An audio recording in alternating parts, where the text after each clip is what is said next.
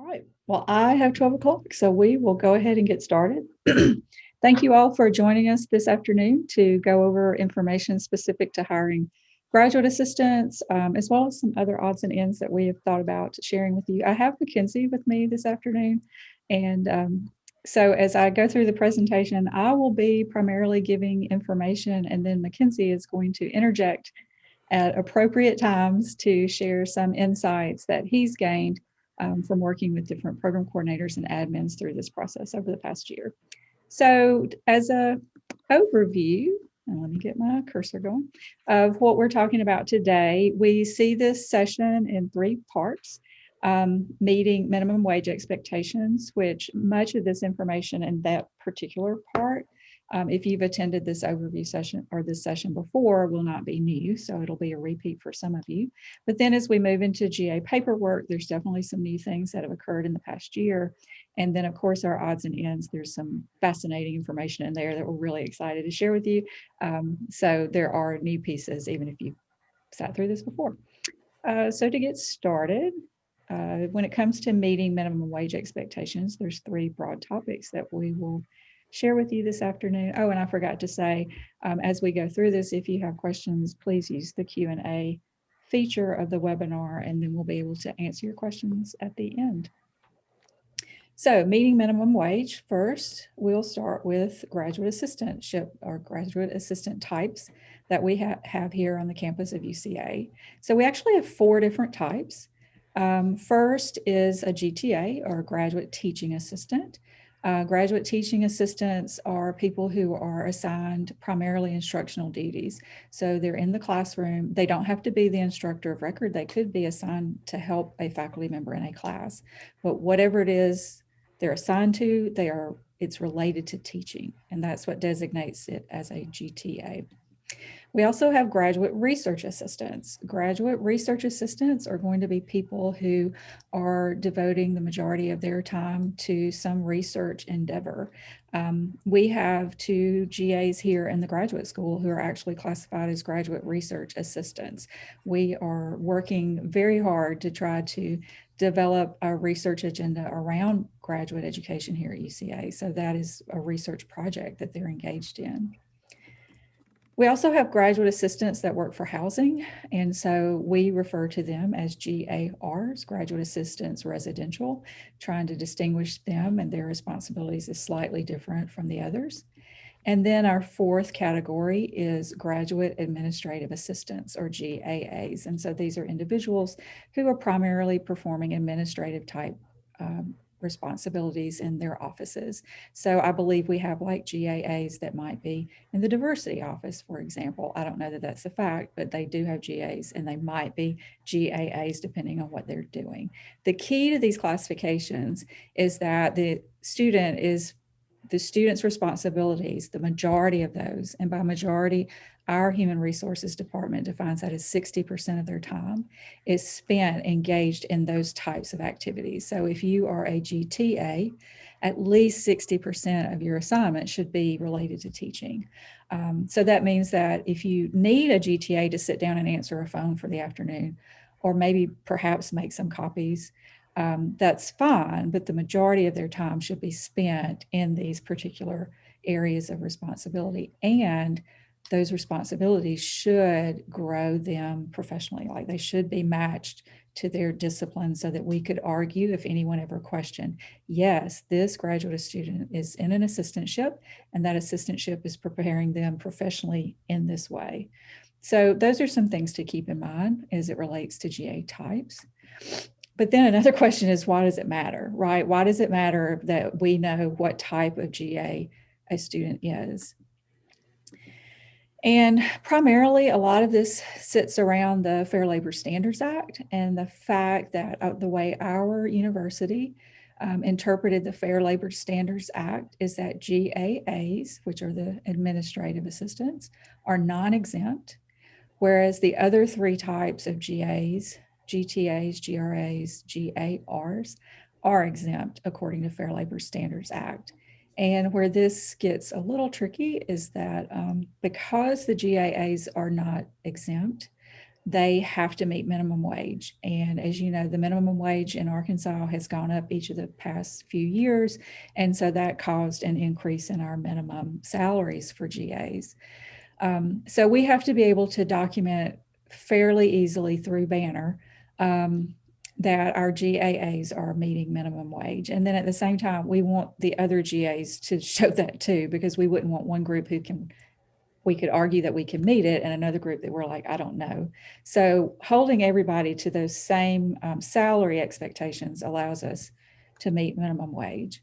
The other piece related to being non-exempt is that for GAAs, they have to, or we have to track their hours worked per week. So if a GAA is supposed to be working 20 hours a week, then someone needs to be tracking those hours.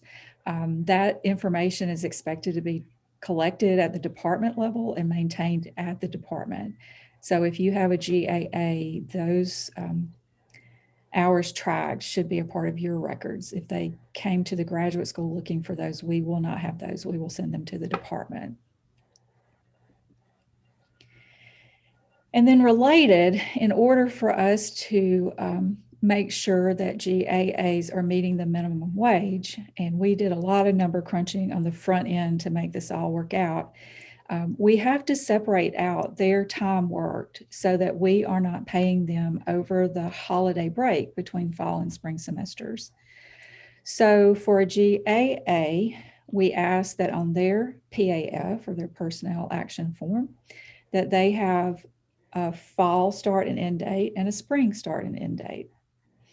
And so, and I'll share those dates in just a second. Whereas for the other GAAs, you should have just one set of start and end dates. So August something through May something. But again, because of the GAAs and having to meet minimum wage, we need to separate out those dates so that we're not paying them over that holiday break. And then the results of that, and this is why it becomes really important to communicate to students what type of assistantship they're on, is that a GAA will not receive a check on December 31st, whereas the other types of GAs do receive a check on December 31st. So again, it's important to communicate that to students because they have to obviously plan ahead in terms of budgeting their monies. Some people might argue that that's like, they may think that because the GTAs and so forth are receiving an extra check that they're making more money, and they're actually not. So if you have two graduate assistants, one that's a GAA and one that's a GTA, if they're paid the same salary, then what happens is the GAAs will receive one less check, but then all the checks they do get are a little bit larger, right? So imagine they both have the same pot of money that they're earning. It's just one is spread out in fewer checks, so their checks will be a little bit larger. So all of that is information that needs to be shared with graduate assistants. In terms of those start and end dates, the other piece to us being able to easily argue that we're meeting minimum wage is by having uniform or almost uniform start dates. So for GTAs, GRAs, and GARs who are employed continuously for fall and spring semester, then they should have a start date of August 1st or August 16th, and then an end date of May 15th. You can compare that to GAAs, where I've already said we're going to split their time worked. And their timelines are, again, you see that August 1st or 16th start date, but now it's going to end on December 15th. And then in the spring, we will pick up on January 1st or 16th and run through May 15th. Mackenzie, you're going to have to wave at me if there's any time when you're ready to jump in. Okay. Okay. I'm about to actually. Okay. So, a common question is, well, if I have a student who starts on August the 1st, do they have to literally be here on August the 1st? No. But so you could have them start on August the 5th or August the 10th. That part doesn't matter. But our university is only going to have you allow you to start them on August 1st or 16th. So if you have them starting on August 5th, then you need an August 1st start date. Okay, they don't want you to say start them on the 10th and have an August 16th start date. That's not right.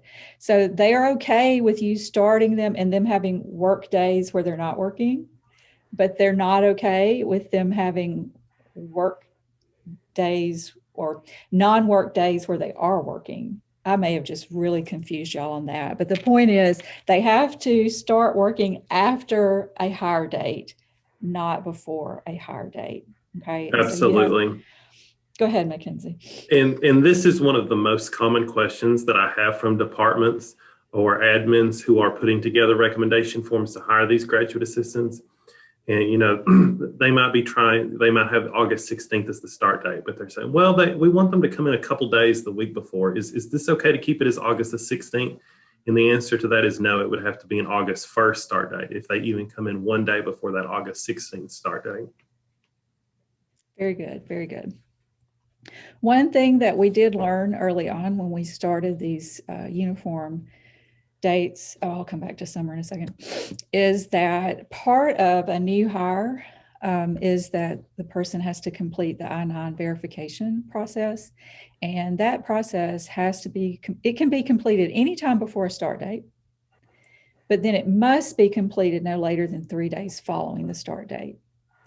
So if you list an August 1st start date, but they're not showing up till August 5th, well, then we've missed that 3 days if they haven't done it beforehand. So be mindful that students need to complete the I-9 verification form or process within that time frame. I do believe it can be done remotely. And so if a student wanted to do it ahead of time, but couldn't come here to UCA, then they just need to contact HR about how to do that remotely. And then the piece on this little timeline part that I skipped for summer start and end dates, we don't have certain start and end dates. We ask that you just literally put whatever the start and end dates are for the work, and we don't try to keep all that together because there's so much variation in what different departments need in the summer. So in terms of minimum stipend amounts, this information should look just like it did last year because we had already planned with an 11-hour minimum wage amount. And so this should look just like it did. These numbers are based on a full assistantship. So you'll see that for both groups, we've put $8,600 for the academic year.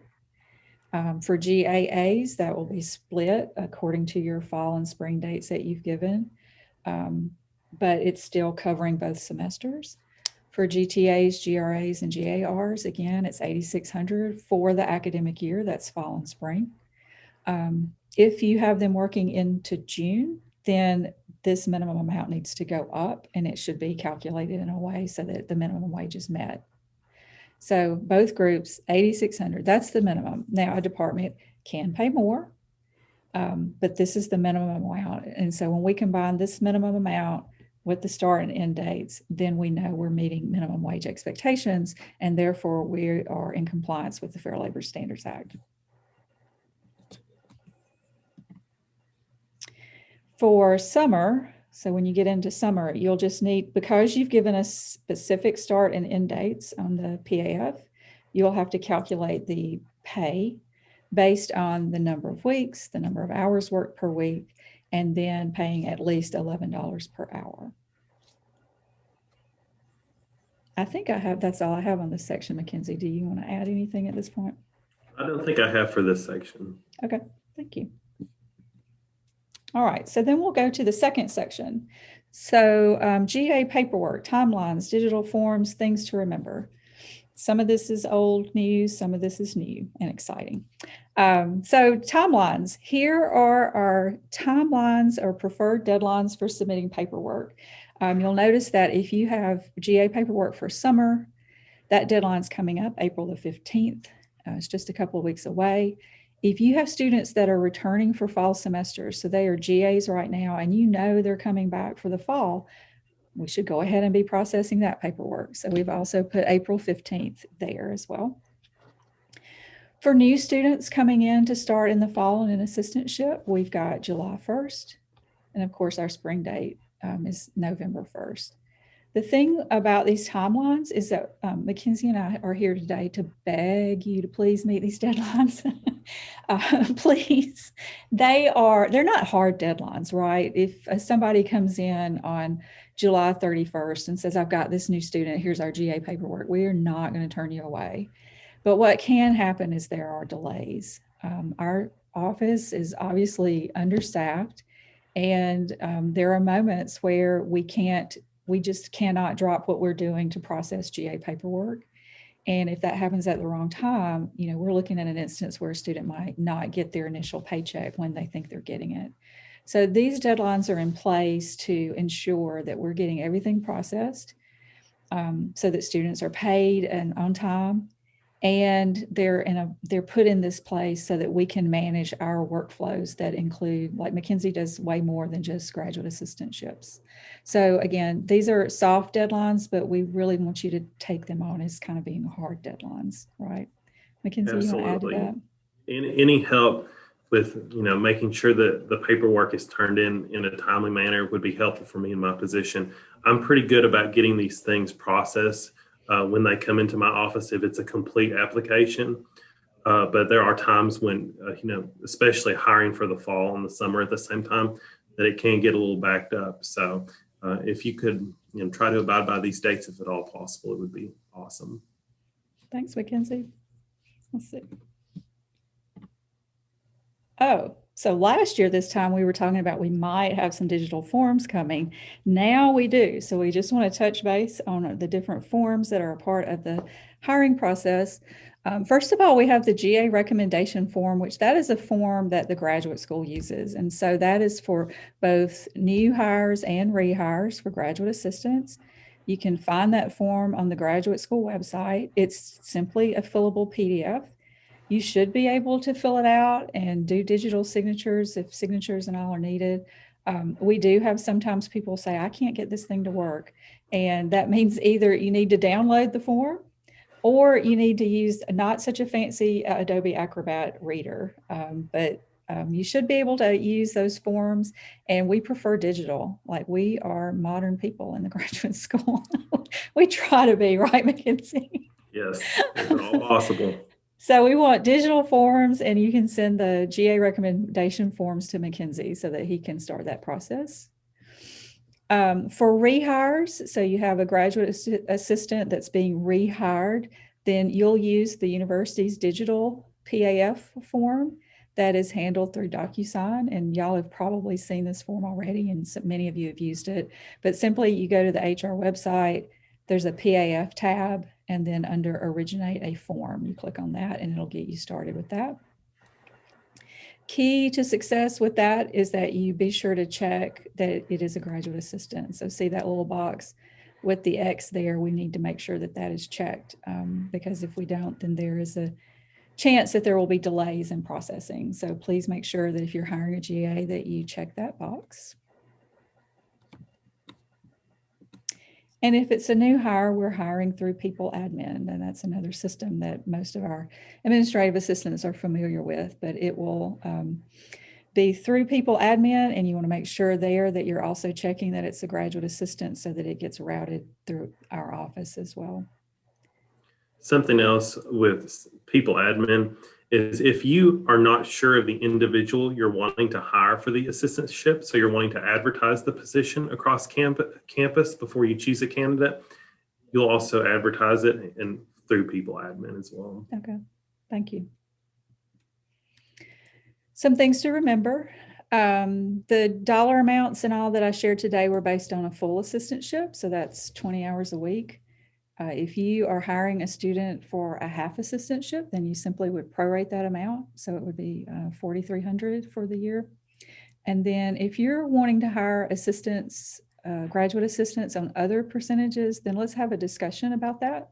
There are some departments that do that, but really my goal is for all of our graduate assistants to either be half or full assistantships. And right now that may not matter, but looking ahead, towards hopefully one day having tuition remission, it would matter. So I'm trying to like plan things now that will work in the future. So again, it's just a discussion we can have, and we'll talk about that. And then GA recommendation form is needed in order to advance a PAF. So we have to have that. I think Mackenzie would like to get those as soon as you know who you want to hire. Correct, Mackenzie? Absolutely. The thing is, if you can get me the recommendation form, I can go ahead and review that and approve the student for the assistantship. So when the PAF does get to me, gets through the signature chain to my email, then I can just, verify that information is the same on the recommendation and send it on forward. Whereas if I get the PAF first, I have to wait to get the recommendation, approve that and get the email to the student before I can go forward with the PAF. So it makes it much quicker for everybody involved. Okay. And although this doesn't have to do with hiring, we did want to take a moment to say if you have students who are perhaps graduating, so they're not returning, then please be sure to process a termination PAF. Many of us get a little email in the fall that says, hey, what happened to these people? And we could avoid that if we do our termination PAF. So graduate assistants, when they graduate, do not get automatically terminated. So we have to process termination PAFs. So go ahead. I'd like to say one thing about the termination PAFs. This is a little bit of a spoiler alert for what Dr. Barlow is about to talk about next, I believe. But another reason that these termination PAFs are so key that we also get those is because we now have a graduate or a GA tracking system in Banner. And the way that I inactivate a current GA who maybe they've graduated and gone on is through the termination PAF. Once I get that, I take that information and go to their place in the tracking module and inactivate their profile, and it takes them out of our list of current graduate assistants. Talk about a spoiler alert, Mackenzie. So now we're down to odds and ends. And so these are just some things that we want to take advantage of a moment that we have together and share some of the things going on here in the graduate school that affect your work. So this is in the past, and that's person is you, the program coordinator or the administrative assistant, and you might have had a question and you wondered in your head, something like, I wonder if Jeff is a GA. And, back in the past, you would probably pick up your phone, which notice I used a rotary phone as my example. And then you'd call us over here in the graduate school and you would ask your question, is Jeff a GA? And we would say, let me check my spreadsheet, because we did everything in spreadsheets. And so now we have, and this is where the spoiler alert came in, we have a Banner GA tracking module. So this actually took us a couple of years to get up and going, which is a ridiculously long time, but we're so glad to have it. But what it allows us to do is have GA information in Banner so that anyone who can access Banner can access the information. So there are two screens that are involved in this. This screen, SGA ASTQ, is going to have a general list of UCA GAs that are active, and it can be filtered. And we're going to show you a brief video in just a second of what these look like in action. And then the second screen is SGA ASST, and it holds the information from the GA recommendation form. So these screens together allow you to access GA information. So if you have a question, if you're wondering what their source of funding is, like what account is their assistantship being paid out of, if you're just any of that type of information where you imagined having to call the graduate school or call someone to ask, then that now is in Banner and can be accessed. So on the next slide, Mackenzie's going to talk through, and let me preface this by saying we have a short video that Mackenzie's going to talk through that shows how what these two screens look like, and it's going to show like actual student data. When we take this recording and share it more broadly, we're cutting out that piece, and so the piece that we're about to show that has student information in there will not be a part of the recorded piece. Okay, so Mackenzie, are you ready to talk through this? Absolutely. Okay. All right, so the GA tracking module, we're very excited about that. Another thing, so here we are again in the past. So this is you on the left, a program coordinator or a faculty member that says, hi, are you interested in graduate school? And then we have the person over here that says, yes, they're very much interested. And so we say, great, let me write down your information. And we get out pencil and paper and we write down that information. And then the student walks away and wonders, what's going to happen with that. And, I know I've been guilty of taking down information and then just not being able to follow up with that student in a timely manner and left that student wondering.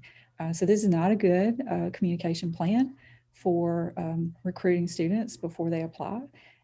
But now we have Slate. And so you all know Slate as an application system, and I hope that you all are finding your way through it and finding it very helpful and beneficial. But Slate is way much more than an application system. And so our next step, our next phase is to build out a communication plan for moving a student from a moment where they express interest through to application. And so I want to share with you, it's going to be pretty wordy, but I do want to share with you kind of the contents of this communication plan. And you will see places where we're probably going to have to talk to you about your particular program.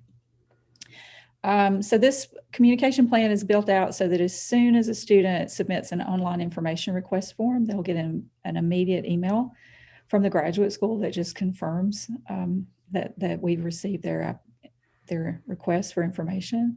They'll also receive an email that looks like it's coming from the program. So it's coming from Slate, so it's automatic, but it looks like it's coming from the program.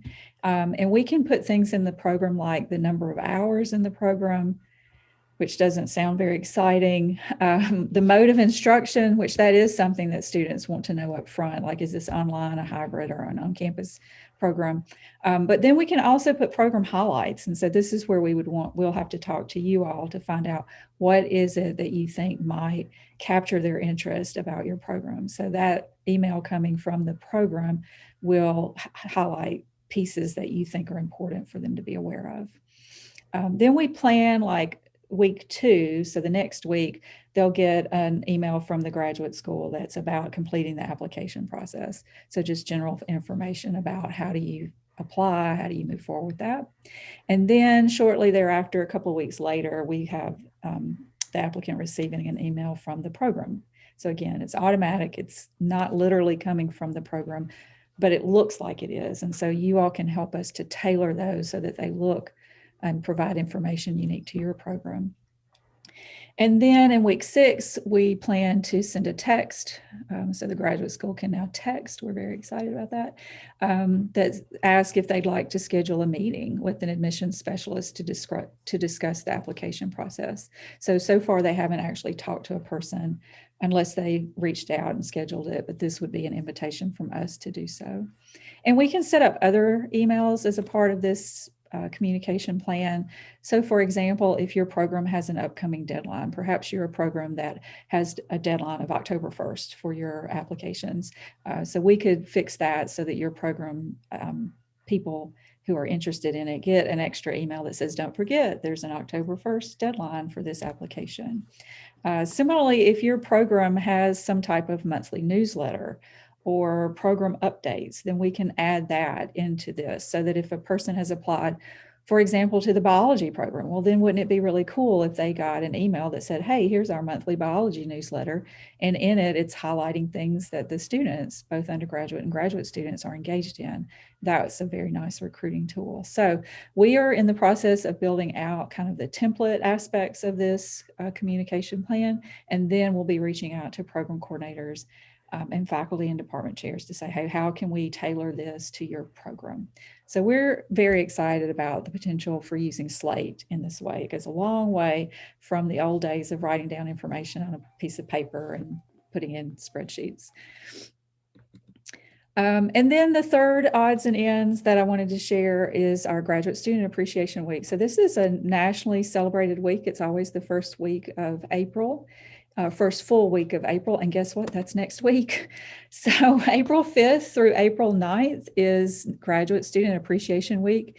If you all do nothing else, just acknowledge that it's Graduate Student Appreciation Week and tell your graduate students that you think they're wonderful and you appreciate all that they do for your program and for the university. We are doing our work this time, again, just like we did last year, through social media. So I ask that if you are on social media that you follow us so that you can keep up with what we're doing. We have several different activities planned. A few weeks ago, we asked programs to nominate a student to represent their program. So those students who were nominated and who have replied will be featured. I forget how many different students will feature each day. I'm hoping that we have videos, but it might just be a picture. But we're trying to recognize students, and in doing so, recognize our programs. We'll also have daily giveaways. I know that we've got like some nice giveaways from maybe the bookstore, and we're trying to get some gift certificates from restaurants. So we'll have daily giveaways for those people who go on and like and share or comment on our social media. We are doing a mindfulness session for graduate students. You all may be aware that John Scott Kelly does mindfulness Mondays. Well, we probably just missed it. Yep, it's 12:30. We just missed it. But he does those each Monday for faculty and staff. Well, he's also doing them for graduate students. I think we have one on Wednesday of this week, but we definitely have one on Tuesday of next week at 2:00. And then I guess the culminating activity to the week, which is a little scary to me, is yoga with the dean. So I don't yoga. I jazzercise, but I'm going to yoga on Friday, April 9th at 5:00. Location still yet to be determined. And please encourage your students or yourself, come join us. I don't know what y'all normally do on Friday at 5:00. I know I don't do yoga normally on Friday at 5:00, but I'm excited about participating. So those are some of our activities. Again, it's really just saying out loud for a whole week, we have graduate students. Our graduate students are wonderful and we appreciate them. So celebrating our graduate students. To kick off the week, we have started our own podcast. So we have the graduate school, we have a podcast called Grad Chats with Dr. B. And our first episode is, it's already available on all the different platforms, wherever you access your podcast. And it is an interview with the provost. So Patricia Poulter sat down with me a couple of weeks ago, and we talked about some of her background, but then gearing in towards graduate education. And so I hope that if you're a podcast listener, that you'll follow our podcast. I'm hoping over the next few weeks to have episodes done with like different deans, and then connecting those podcasts to our communication plan that I was talking a moment ago, just trying to get students to see us as different, see us as something that's really worth investigating and wanting to come to graduate school here at UCA.